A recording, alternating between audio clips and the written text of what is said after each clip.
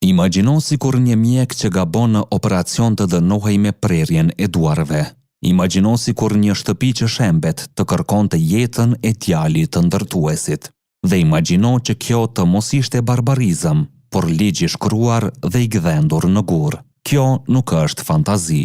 Ky ishte kodi i Hammurabit. Rreth vitit 1754 para erës sonë, në Babiloninë e lashtë, mbreti Hammurabi urdhëroi që ligjet e shtetit të shkruheshin publikisht, por tu parë nga të gjithë. Për herë të parë në histori, drejtësia nuk varrej më nga hakmarrja apo nga humori i pushtetarëve, por nga një kod i qartë dhe i pamëshirshëm.